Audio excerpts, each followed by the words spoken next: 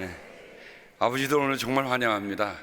여러분들 때문에 여러분들의 자녀들이 지금도 건강하게 살고 있는 것에 하나님께 감사를 드립니다. 오늘 특별히 이 주일에 하나님께서 우리 아버지들이, 우리 여기 있는 아버지뿐만 아니라 세상에 있는 아버지들에게 하나님의 은총과 축복이 함께 하시기를 주님의 이름으로 축복합니다.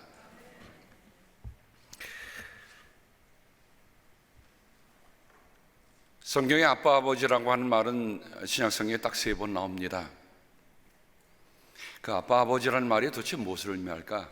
왜 바울은 그 많은 말들 가운데 로마서 8장 15절 8이루는 해방인데요, 우리가 종살이의 영에서 하나님의 양자가 되는 자유영을 받았습니다.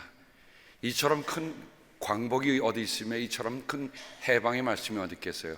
그래서 로마서 8장 15절은 우리 조국의 8.15와 함께 우리가 꼭 기억해야 할 중요한 말씀입니다. 갈라디아서 4장 6절에 보면, 그런데 여러분은 자녀임으로 하나님께서 그 아들의 영을 우리의 마음에 보내주셔서 우리가 하나님을 아빠 아버지라고 부를 수 있게 하셨습니다.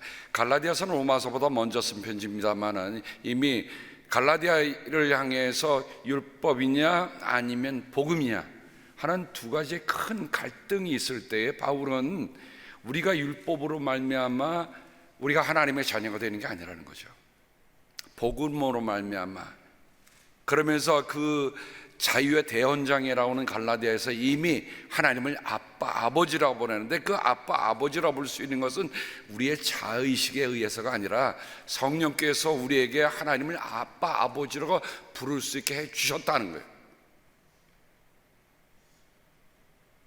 그러니 여러분, 성령을 받았느니 안 받았느니 고민할 필요 없어요.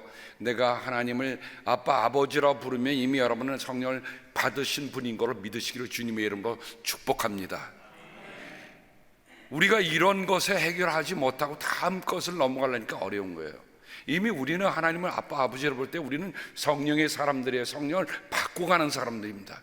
물론 정도의 차이는 있습니다. 그러므로 여러분 각 사람은 이제 종이 아니라 자녀입니다. 자녀이면 하나님께서 세우시는 상속자이기도 합니다. 바로 이 말씀이, 갈라디아서에 있는 말씀이 똑같이 로마서에 반복되고 있는 겁니다. 그렇다고 한다면 바울이 갈라디아에도 이 같은 내용을 보낸 것을 로마에서 똑같은 내용을 썼다고 하는 것은 무엇을 의미합니까? 그것은 분명 강조, 그리고 바울의 마음속에 심지 굳게 있는 메시지입니다. 오늘 우리가 8장 15절을 읽었습니다. 8장 16절에 보면 바로 그때에, 새번역 성경에는 바로 그때라는 말을 좀 의미상으로 번역을 붙여놨어요. 바로 그때에, 우리가 하나님을 아빠 아버지라고 부를 때에라는 얘기입니다.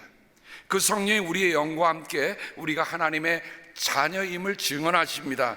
자녀이면 상속자이기도 합니다. 우리가 그리스도와 함께 영광을 받으리고 그와 함께 고난을 받으면 우리는 하나님이 정하신 상속자요 그리스도와 더불어 공동 상속자입니다.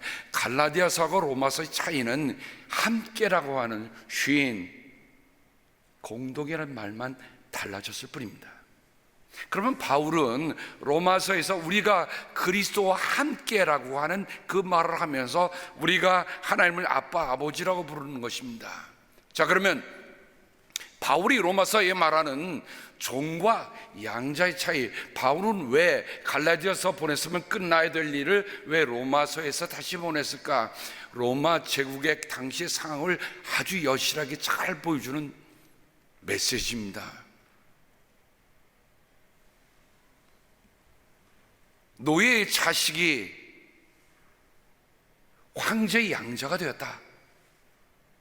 여러분, 노예 계급이 있던 시대에, 신분 제도가 있던 시대에, 여러분, 노예의 자식으로 태어난 그 한 아이가 황제의 양자가 되어서 마침내는 황제가 되었다. 여러분, 우리말로 하면 이건 뭐죠? 천지개벽과 같은 일입니다. 여러분이 홀리론 하는 것보다 더 힘든 일이에요.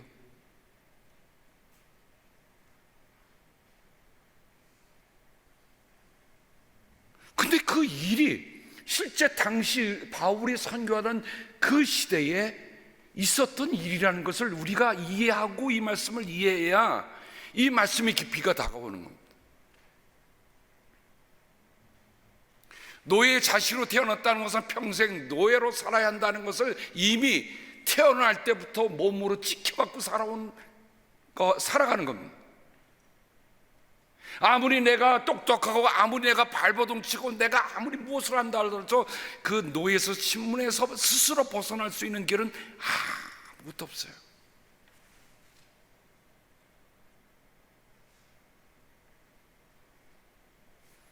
티베리우스라는 황제가 자식이 없었어요. 고르다 보니까 누구 왔냐면 우리가 잘 알고 있는 네로를 어답한 거예요. 자, 네로가 황제로 즉위했던 게 54년부터 68년이니까 바울의 선교 중기부터 말기까지입니다. 왜냐하면 바울이 68년에 네로 치하 때 로마 대화재 사건 이후에 결국 바울은 처형을 당한 것으로, 순교를 당한 것으로 우리에게 알려져 있잖아요.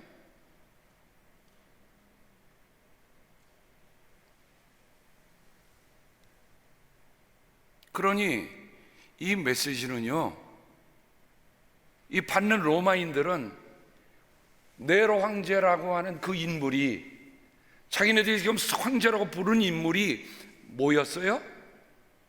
겉으로는 얘기 못하지만 속으로는 다 그랬을 거야. 그 노예의 자식이. 근데 그렇게 말했다가는 어떻게 됩니까? 당장 처형당할 테니까 얘기는 못하고 쿵쿵 앓고 있는 거지만 한편은 부러움도 있고 한편은 시기심도 있고 한편은 뭐도 있어요? 존경심은 사라져버린 지 오래된 거예요. 우리가 아는 바 네로는 성격이 양극으로 나뉜 사람입니다. 그래서 갈등도 심하고 그가 결혼 생활, 자기의 비록 이복루이지만 그 아내로 맡기 위해서 하는 등등 일들을 보면, 심지어는 자기의 시를 쓰겠다고 불을 질러놓고 눈물단지를 가서 눈물을 받아놓고 말이죠, 시를 쓴다고 하는 이 괴팍한 성질의 사람 네로. 그러나 엄연한 현실은 그가 그 당시 황제였다고 하는 사실입니다. 그러니 바울이 이 편지를 쓸 때는 너희들이 보고 있는 그 황제가 바로 그런 사람이라고 한다면 너희들이 그런 마음은 없느냐? 내가 아무리 노력하고 내가 아무리 애를 써봐도 아무것도 되지 않는 그 일인데, 그런 노예의 자식도 황제가 되었는데 너희는 뭐가 되느냐? 하나님의 양자가 되는 것이다.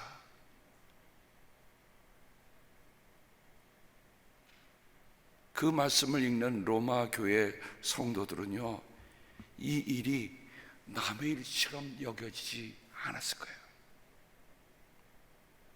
그리고 오늘 본문에 보면, 그래서 우리는 그 영어로 하나님을 아빠, 아버지라고 부른다라고 했는데, 이 부른다고 한 말의 원문을 보면 크라조라고 합니다.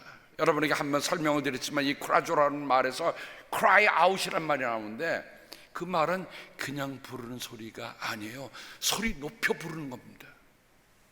외치듯 부르는 거예요. 제가 뜻을 따보니까 까마귀가 울부짖을 때 부르는 그 소리가 그 뜻 안에 담겨 있더라고요. 여러분, 길을 가다가 말이죠, 갑자기 까마귀가 깍깍 소리 내면요, 그냥 멀쩡한 사람도 머리가 치솟잖아요. 그 말은 뭡니까?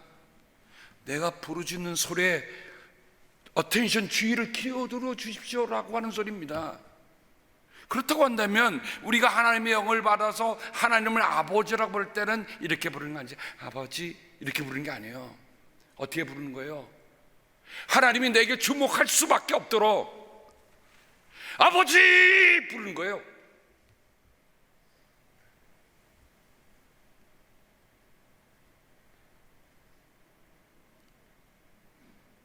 우리가 늘상 그렇게 아버지를 부르지는 않지만 우리의 삶 속에서 정말 하나님을 만나고자 내 영혼 가장 깊은 곳에서 아버지라고 부르는 것을 아는 사람은 지금 말한 이 아버지라고 부른 그 소리를 아는 거예요. 어떤 때 그런 소리가 나던가요? 그래요. 살아가다가 정말 절벽 같은 거를 만났어. 이건 도저히 내 힘으로 될 수 있는 일이 아니에요. 사면초가의 상황입니다. 벗어날 길이 아무도 없습니다. 누군가 나를 위해서 애달게 와서 같이 마음을 해주고 또 위로해 준다고 해도 그것도 위로가 되질 않아요.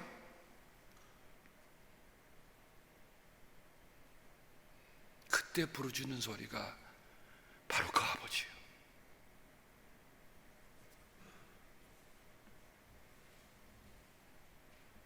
그래서 요한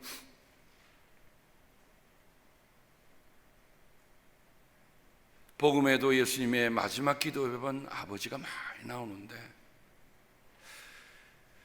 제가 이 말씀을 보면서 예수님께서 마가복음에 언제 그 기도를 들으십니까? 예수님께서 겟세마네 동산에 올라가셔서 그게 마지막으로 드리는 기도잖아요. 아버지, 할 수만 있거든 이 잔을 내게서 지워주시옵소서. 할 수만 있거든 이 잔을 내게서 지워주시옵소서. 그때 우리 주님께서 하나님을 뭐라 불렀던가요? 아빠, 아버지라고 부른 거예요. 아빠, 아버지. 그러니까 그 소리는, 여러분 성경에, 다른 성경에 보면 예수님께서 그때 기도를 드리는데 땀이 떨어지니까 피가 되었다라고 했잖아요. 얼마나 간절한 부르짖음이셨습니까? 그 부르짖음이 바로 아빠, 아버지, cry죠, cry죠. cry.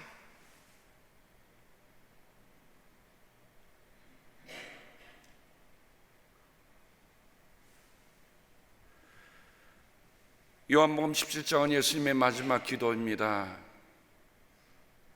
근데 요한복음 17장에 가장 중요한 단어는 뭡니까? 아버지예요. 한 장 안에 아버지가 가장 많이 담겨 있는 것이 예수님의 마지막 기도인 요한복음 17장이에요. 다시 말해서 예수님은 기도하면서 아버지로 시작해서 아버지로 끝나는 겁니다.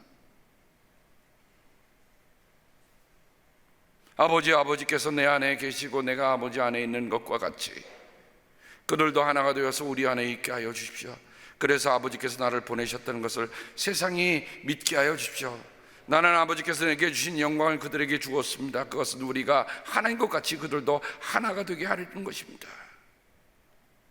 나는 내가 그들 안에 있고 아버지께서 내 안에 계신 것은 그들이 완전히 하나가 되게 하려는 것입니다.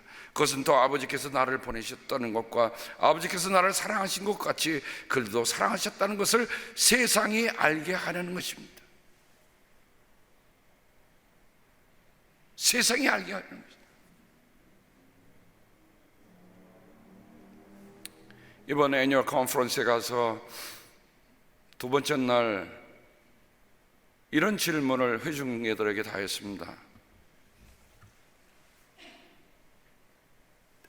다이버시티 속에서 유니티라는 것이 무엇을 뜻합니까?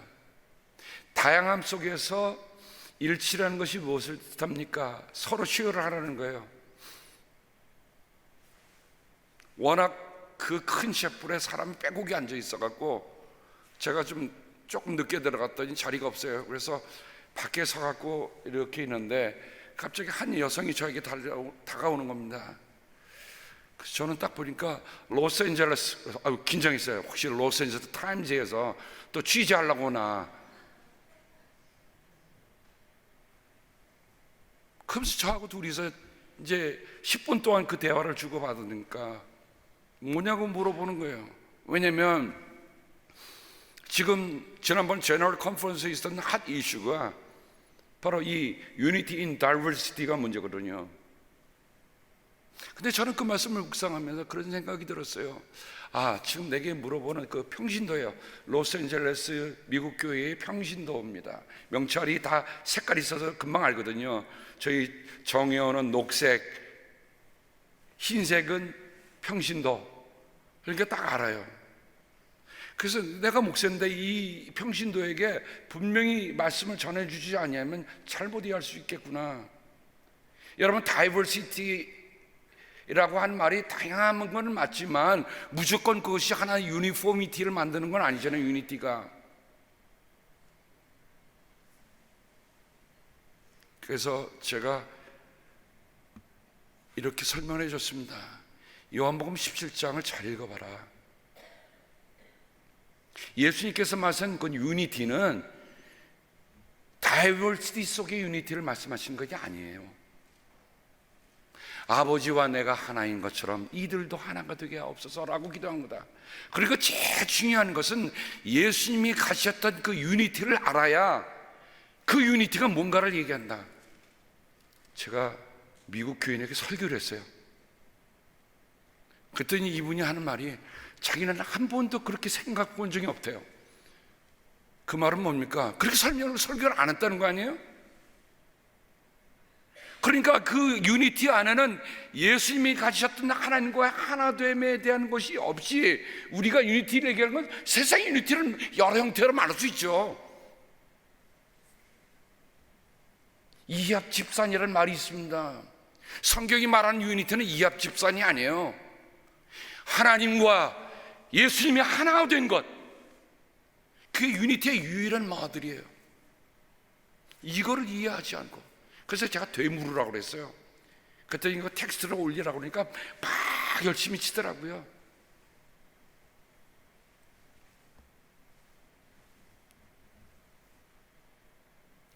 제가 뜻하지 않게 생각지 않게 우리 캘리포니아 퍼스픽 애니얼 컨퍼런스 한인 코커스의 회장이 됐습니다.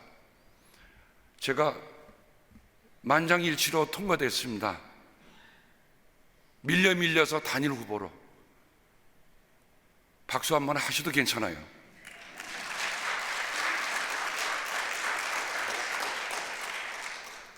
여러분, 긴장을 좀 풀어드리기 위해서 박수 치라는 겁니다. 제가 박수 받으려는 게 아니라.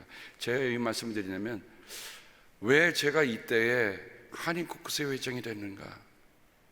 기도를 했어요. 하나님, 이건 제게 맞지 않는 옷입니다. 저는 그거 할 시간도 없고요. 어떡하죠, 하나님? 기도하는데 제가 19년 전 저희 교회가 시작했을 때 일이 생각나더라고요. 아마 이 자리에 계신 분들에는 그 일을 아는 분이 아마 우리 이영주선 교사님만 아실 것 같아요. 연합감리교회 4개 교회가 와서 한 주일 저녁마다 와서 예배를 드리는 거예요. 찬양대를 데리고 와서. 교인이 한 명도 없는데 어떡합니까? 근데 와서 예배를 드리고 헌금을 하고 그리고 갔어요. 그때 돈으로 한 주에 $3,000 이상의 헌금이 나왔습니다. 그건 뭐예요? 제가 낸 거 아니에요. 그분들이 와서 헌금하고 간 거예요. 예배 드리고. 한 달 만에 한 $15,000가 모아졌어요. 제가 사랑의 빚을 졌습니다. 그때 우리의 선배 되는 목사님들이 오셔서 설교해 주시고 찬양대 끌고 와서, 죄송합니다, 끌고 왔다 그래서 찬양대 모시고 와서 같이 찬양하고, 그분들이 다 헌금해서 저희 교회의 시드 머니가 된 거예요. 그분들의 기도가 없이, 그분들의 헌신이 없이 됐겠어요?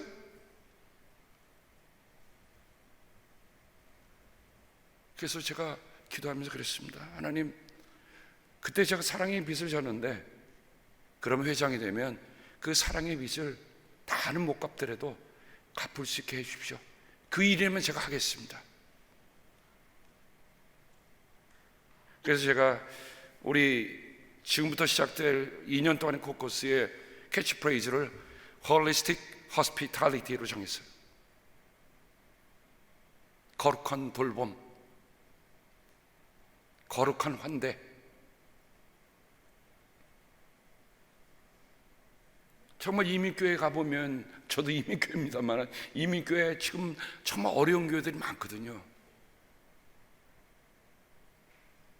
무슨 일이 되면 올 수도 없어요. 도와줘야 돼요. 같이 힘을 모아줘야 돼요. 그래서 제가 동서남북으로 시간을 내서 찾아가 보려고 합니다. 가서 밥도 같이 좀 먹고 운동도 같이 좀 하고 같이 어울려 주는 거예요. 멀리 있는 분들은 외롭잖아요.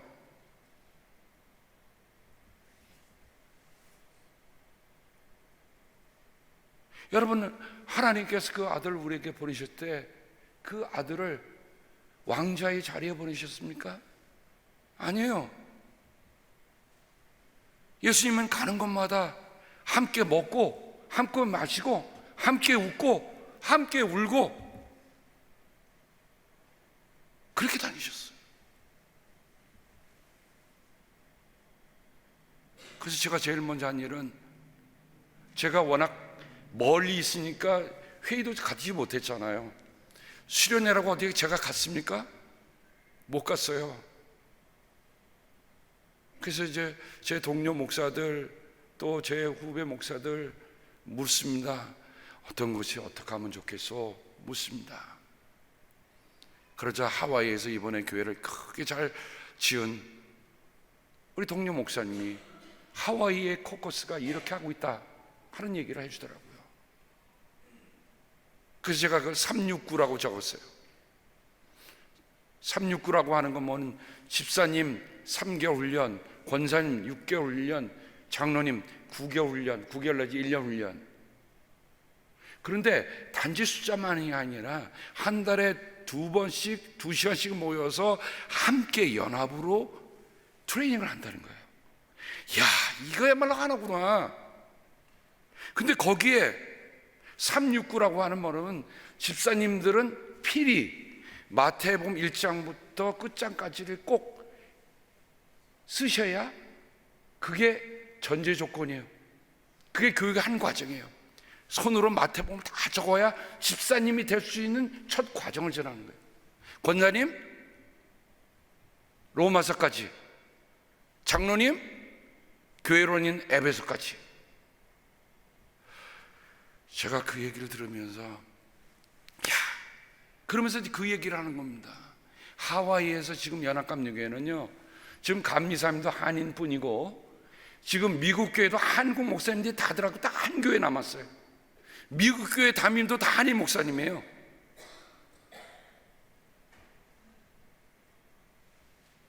그런데 그들이 모여서 이렇게 같이 연합해서 일치해서 참 철저하게 훈련하니까 제일 좋아하는 게 누굴까요? 훈련받은 평신도들이 그 다음부터 당당해지는 거래요. 야, 우리는 다르다. 그렇게 교육을 받고 나니까 좋대요. 그래서 제가 이번에 우리 한인 코커스에 그 일을 직제심사위원장이 얘기해서 일을 이렇게 해달라고 얘기하려고 합니다. 마태복음 5장 14절부터 16절에 보면 너희는 세상의 빛이다. 예수님께서 우리들에게, 제자들에게 정체성 두 가지를 얘기하는데 하나는 소금이요 하나는 빛이라고 얘기했습니다. 산 위에 세운 마을은 숨길 수 없다.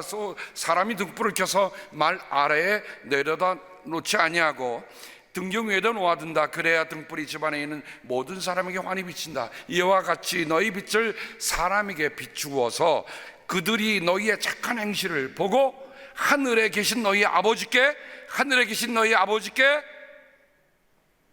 영광을 돌리게 하여라. 여기서 우리는 중요한 것을 생각해야 됩니다. 우리는 하나님 아빠 아버지라고 cry out만 한 것을 끝나는 게 아니라 주님께서 우리에게 두신 그 빛을 가둬두고 숨겨두고 등경 밑에다 가둬두는 게 아니라 드러내서 그 빛을 사람들이 보고 하늘에 계신 너희 아버지께 영광을 돌리게 하여라.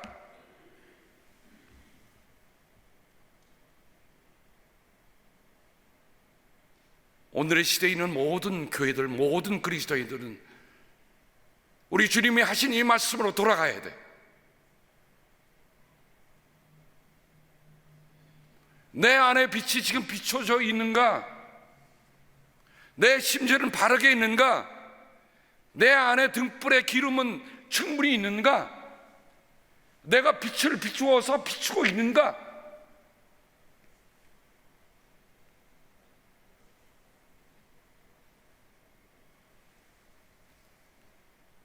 차를 타고 연회장으로 가는데 앞에 큰 터널이 가로막고 가는데 말이죠, 갑자기 그 차에서 시커먼 연기가 확 나오더라고요.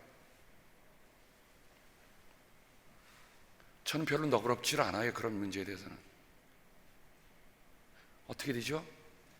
사진을 찍어서 그 사진을 좀 보내갖고 저 차를 고치도록 만들고 싶은 마음이 정말 이만큼 올라오더라고요. 운전 중에 사진 찍을 수가 없잖아요.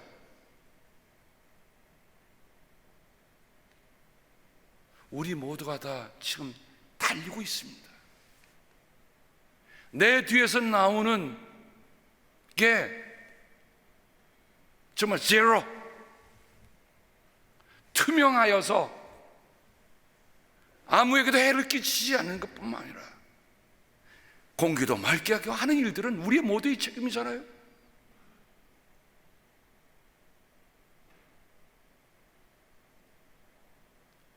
우리가 빛을 비추면 우리의 모습을 드러내는 게 아닙니다.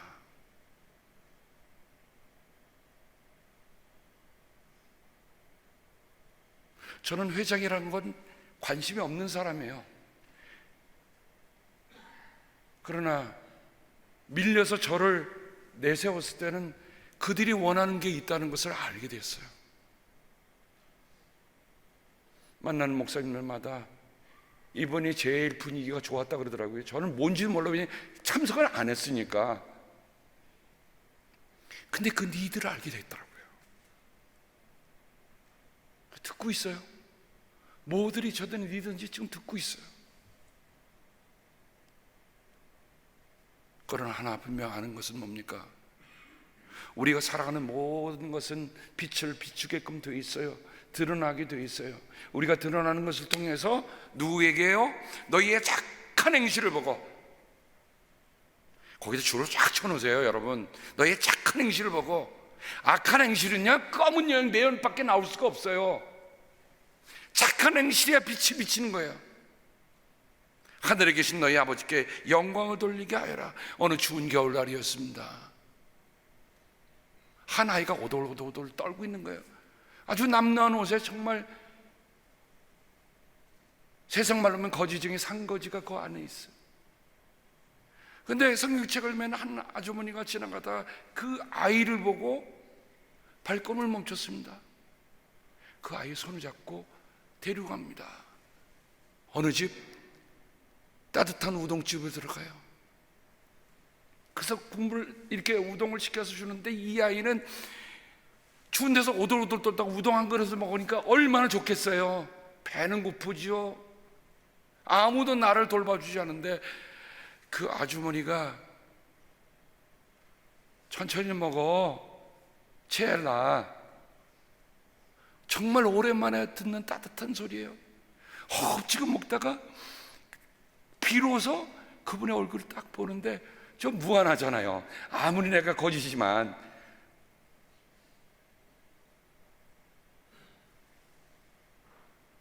그래서 그 아주머니께 이렇게 얘기합니다. 아주머니, 하나님과 친척이시죠?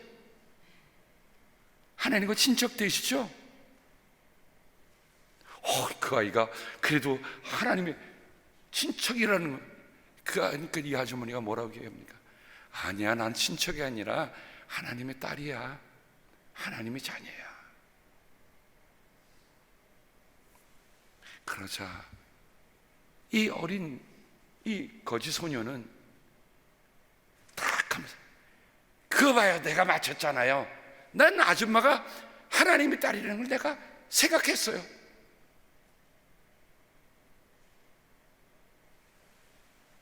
짧은 장면, 짧은 대화지만 오늘 내가 길을 걸어가며 만나는 숱한 일이 있을 겁니다. 인생을 살아가면서 부딪힌 숱한 일이 있는데 내가 만나는 그 사람에게 혹시 하나님 친척이세요?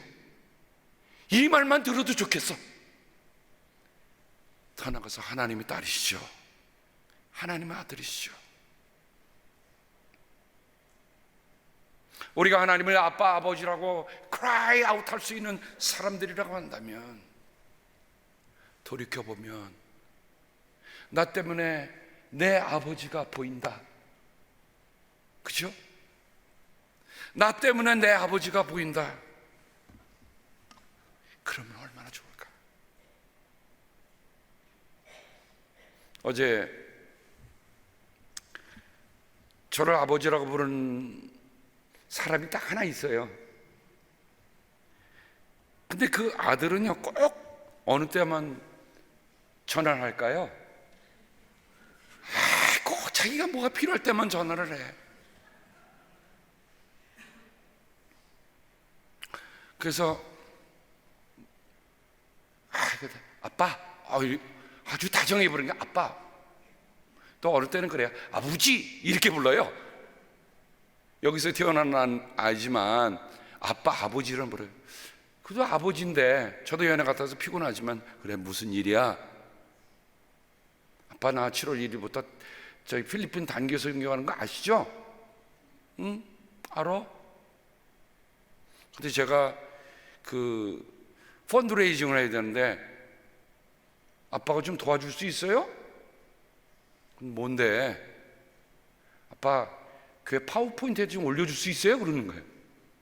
그래서 제가 처음에는 안 돼, 매몰차게 안 돼 그랬어요.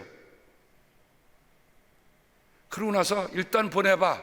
안 돼, 그런 거 보내봐 그랬어요. 그래서 읽어봤습니다. 그랬더니 딱 저렇게 브로셔를 만들었는데 참, 저 제일 가운데 앉아있는 그 멋진 아이가 제 아들입니다. 그 왼쪽에 기타를 들고 찬양 인도하는, 그러면서 그 내용을 보니까 이번에 필리핀에 월십 팀으로 가서 그러면서 이 뮤직이라는 것은 유니버설 랭귀지입니다. 우리가 예배를 통해서 합니다. 그러면서 그 밑에 보는데 허드슨 테일러 이 얘기가 눈에 팍 들어오는 거예요. 마태복음 28장 18절에 그러므로 너희는 가서 therefore go. 이번에 연애의 주제가 therefore go거든요. 근데 허드슨 테일러 이 선교사 뭐라 합니까? The Great Commission is not an option.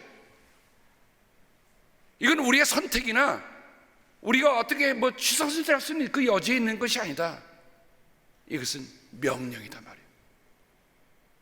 그 말을 딱 써서 붙인 거예요. 야, 아들이 아빠한테. 그러면서 제일 밑에 하나만 더 넘겨보면 윌리엄 캐리가 여러분은 하나님께로부터 위대한 일을 기도하십시오. 기대하십시오. 그리고 그 위대한 일을 하나님을 위해서 행하십시오라고 하는 말을 그 밑에 딱 써고 모든 미션의 파더를,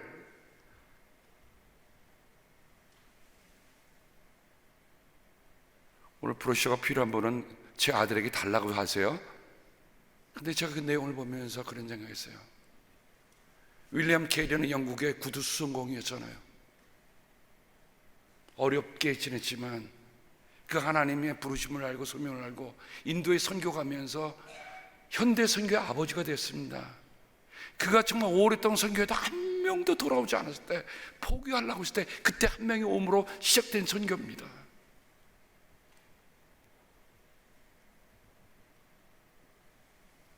아들이 지금 놀러 간다는 게 아니고 미션 간다고 하는데, 그래서 제가 오늘 설교의 마지막에 안 올렸다가 올렸어요. 아버지가 아들이 선교하는 것에 대해서, 우리 주님의 지상 명령에 대해서 아버지가 먼저 순종하고 있다. 아들에게 가르쳐 주잖아요. 예배 끝나면 아들에게 얘기할 겁니다. 아빠가 어떻게 안 된다 그랬는데 오늘 올렸어. 네가 기도하면서 열심히 갔다 와. 전 그러려고 합니다.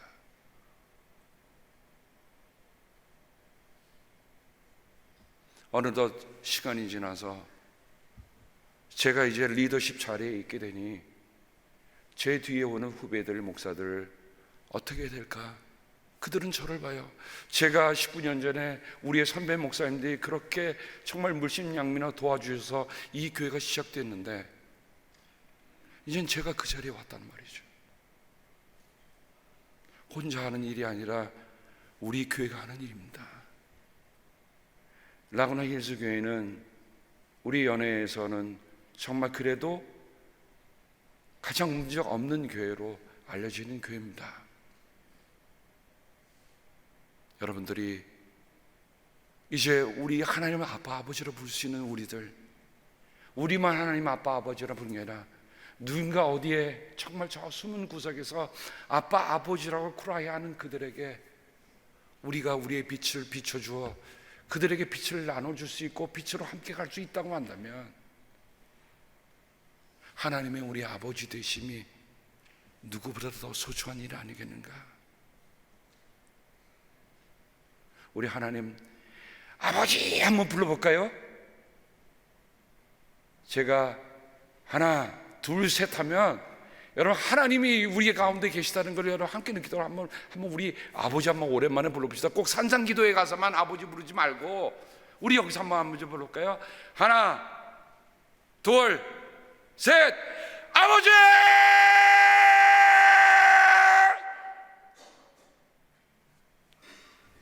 기도하겠습니다. 하나님, 힘들고 어려울 때만 아버지라고 이렇게 크게 불러서 죄송합니다. 즐겁고 기쁠 때도 이렇게 아버지를 부르는 저희들 되게 도와주시옵소서. 내 삶이 잘 될 때는 아버지는 뒷전에 계시는, 뒷방에 계시는 분이 아니고 언제나 정말 나와 함께 아버지 내가 오늘 이 일 했는데 아버지 좋으시죠? 아버지 오늘 내가 길을 가다가 이런 일을 했어요. 아버지 내가 사업을 하다 이런 일을 했습니다.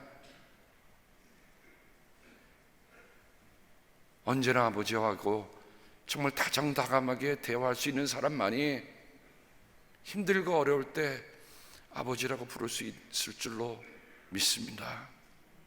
하나님, 우리 사랑하는 귀한 믿음의 가족들, 하나님의 자녀들, 우리 모두가 하나님의 자녀로서 아버지라고 불렀습니다. 아버지, 이 부르짖음은 우리만의 부르짖음이 아니라 오늘 함께 예배드리지 못하는 이들, 또한 예수 그리스도에게 다가오지 못하는 이들, 세계에 흩어져서 선교하는 분들, 또한 어제 연합회 끝났지만 우리 캘리포니아 태평연합뿐만 아니라 연합감리교회뿐만 아니라 이 지구상에 있는 모든 그리스도인들이 부를 그 부르짖음을 우리가 함께 부른 것을 기억하여 주시옵소서. 감사하며 예수님의 이름으로 기도합니다. 아멘.